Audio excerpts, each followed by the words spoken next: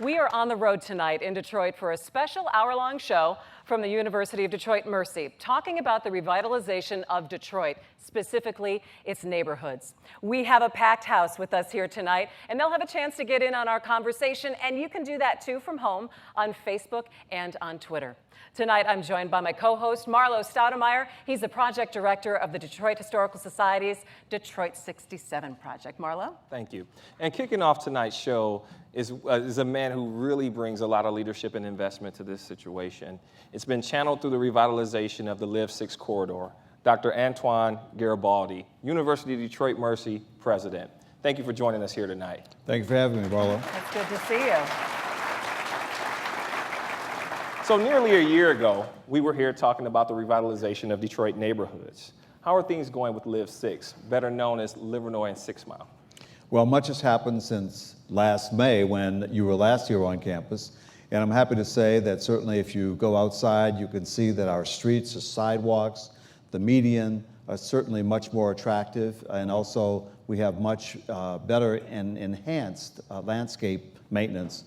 And that's been a really big deal for our businesses and certainly for our residents as well. One of the other things that's been really important is that we have really begun to grow the Live 6 Alliance staff. We have 2 full-time individuals who've been working very hard at a number of these activities. Many of them have worked very closely with the residents and also some of the business owners in particular. And we think that that's one of the reasons why we've had really so much success. This has been a gradual process. We didn't expect to do it overnight. It takes time. Even the planning for much of what is happening now really occurred about 5.5 years ago. So we're pleased with the results, and we're pleased with the involvement of so many people in this nearby community, because this truly is a place that many people have a lot of history with. You know, and I think that's the key that you were talking about, is really engaging the people who live here. I mean, it's one thing to have a plan and come in and say, well, we could do this, or we could change this, or we could revitalize this area, but making sure that you have buy-in from the people who actually live here and have lived here for a very long time is very important. What are some of the residents telling you about what some of the changes have been going on in the last year or so? Well, many of the residents are pleased with some of the things that are happening, and obviously, while we've had improved lighting, for example, that's extremely important. The goals of our Live 6 Alliance focus on placemaking, on neighborhood stabilization, on business attraction and retention, and then also safety and security. And there's going to be a very important project, which I think is going to get talked about a little bit more in detail later on tonight, our Civic Commons, the Fitzgerald Neighborhood Project, which is directly across the street. A lot is going to happen there because a number of vacant buildings and residences in particular will be eliminated, demolished, and then some of them will be renovated. And there's also a plan for a park, for some bikeways in the neighborhood, something that will bring a lot more attention to the neighborhood and hopefully draw a lot more businesses as well as residents in this particular area. So obviously the university is an anchor institution and it is a catalyst for this reinvestment. How can this be an example for the rest of the city? How can other parts of Detroit learn from this and maybe adopt some best practices? Well, one of the good things about this area is it's almost 100 years old. And the university has been here since 1925. Our university is 140 years old, founded by the Jesuits and the Sisters of Mercy.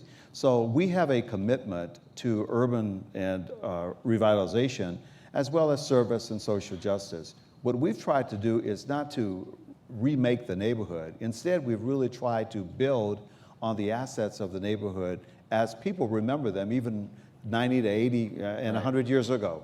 So we know that there are things now that are really very new. There's some individuals, some young people, for example, who want to explore with new businesses. So obviously restaurants, retail businesses are always of great interest. But we recognize the fact, too, that there needs to be something a little bit more. We have more than a dozen neighborhoods in this immediate area. And when you start to compound all of that, you really begin to get a sense that if this neighborhood did not exist, then the university really would not have much of a role in it. But we see that as a very important role, and that's why we consider ourselves to be the conveners, the facilitators, not the drivers. Yes. We are only a part of it, but if we can bring people together, let us know what it is, we can bring people to the table, and that's really what we have been very fortunate to have funding agencies and foundations that have really provided a lot of that support. You know, change and growth isn't often an easy process, though. What are some of the challenges you would say that you have faced now in the last year or so? Well, I think the natural one is we all would like to see things happen a lot faster than what we have seen, but things take time. And so there are really big plans, and sometimes you really need a lot more resources.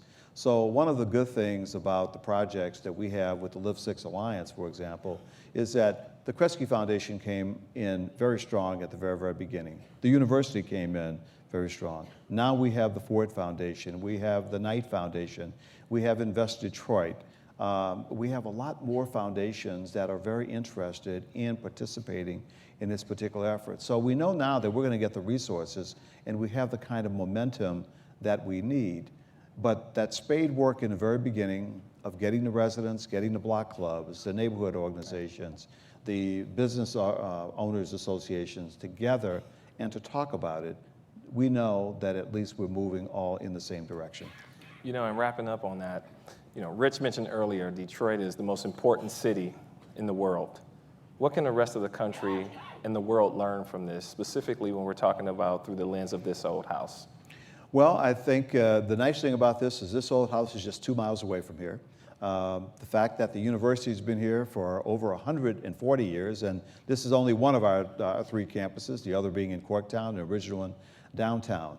But the fact that we have made it a commitment to stay in the neighborhood and to stay in the city, and then allow the university, all the residents in that particular neighborhood to grow. We are only a part of it. So there are many universities across the country, more than 4,500 of them. They're sitting in areas where they, in a sense, are anchors for a lot of these different residential areas. So I think collaboration can be very, very helpful. And you can do a lot more if you do it in partnership.